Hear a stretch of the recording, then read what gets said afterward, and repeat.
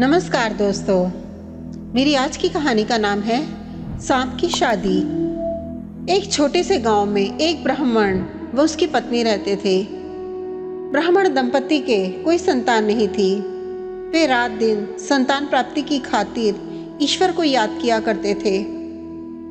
लंबे समय तक प्रतीक्षा करने के बाद ईश्वर ने उनकी पुकार आखिर सुन ही ली और उनके यहाँ संतान उत्पन्न हुई।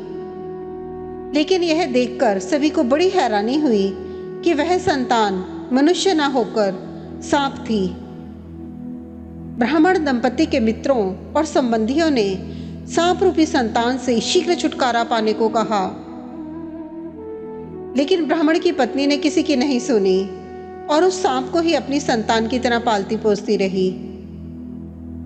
समय बीतने के साथ सांप का बच्चा भी बड़ा होकर पूर्ण सर्प बन चुका था। अब वह विवाह योग्य हो गया था। ब्राह्मण दंपति को उसके विवाह की चिंता सताने लगी। वे तो उसे सांप मानते ही नहीं थे, बल्कि सर्प पुत्र था उनके लिए। अतः ब्राह्मण दंपति ने उसके लिए वधू की खोज शुरू कर दी। सुंदर कन्या की खोज में ब्राह्मण गांव-गांव, शहर-शहर भटकता फिरा, लेकिन उसके सर्व संतान के लिए कोई लड़की नहीं मिली। तब ब्राह्मण अपनी पत्नी से बोला, कोई भी मनुष्य अपनी कन्या का विवाह हमारे सर्पपुत्र से भला क्यों करने को तैयार होगा। लेकिन उसकी पत्नी अपने सर्पपुत्र के लिए योग्य कन्या की जिद पर अड़ी रही। जब ब्राह्मण को सभी ओर से निराशा ही हाथ लगी, तो वह अपने एक पुराने मित्र के पास गया और उसे अपनी समस्या से अवगत कराया। तब उसका मित्र बोला, अरे बस इतनी सी बात है, तुम्हें मुझे पहले ही बता देना चाहिए था। मैं तो स्वयं अपनी लड़की के लिए योग्य वर की तलाश में हूँ। मैं तुम्हारे सर्पपुत्र के साथ अपनी कन्या का विवाह करने को तैयार हूँ। मित्र की बात सुन ब्राह्मण को अपने कानों पर विश्वास नहीं हुआ। घरों में विरोध के बाद भी उनका विवाह संपन्न हो गया। मित्र की लड़की भी सर्पपुत्र से ही विवाह करने पर अड़ी थी। विवाह के पश्चात सर्पपुत्र और वह लड़की आदर्श पति पत्नी की भांति जीवन बिताने लगे। लड़की अपने पति की हर सुख सुविधा का पूरा ख्याल रखती। उसका सर्पपति अपनी पत्नी के पलंग के पास कुंडली मारकर एक टोकरी में सोता था। एक रात सर्प टोकरी में से निकलकर कमरे में रेंगने लगा।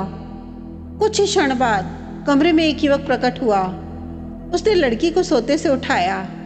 उस अनजान युवक को अपने कमरे में देख लड़की अभी चिल्लाना ही चाहती थी कि वह युवक बोला, मूर्खता मत करो, मैं तुम्हारा पति हूं। लड़की को उसकी बात पर विश्वास नहीं हुआ। वह बोली, जब तक मैं अपनी आंखों से नहीं देख लूंगी मुझे भरोसा नहीं होगा। मुझे दिखाओ, मुझे पता चले कि तुम मेरे पति ही हो। पहले तो युवक थोड़ा सा सकपकाया, लेकिन फिर वह युवक खाली पड़ी सांप की केंचुली में प्रवेश कर गया। कुछ देर बाद जब उससे बाहर निकला तो सुंदर युवक बन चुका था। लड़की ऐसे अद्भुत पति को पाकर फूली ना समाई।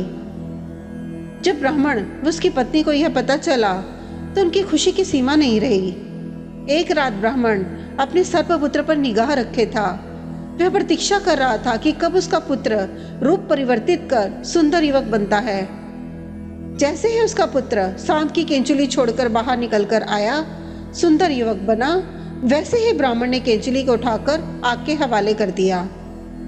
तब उसका पुत्र आकर बोला, पिताजी, आपने मुझे एक नया जीवन दिया है।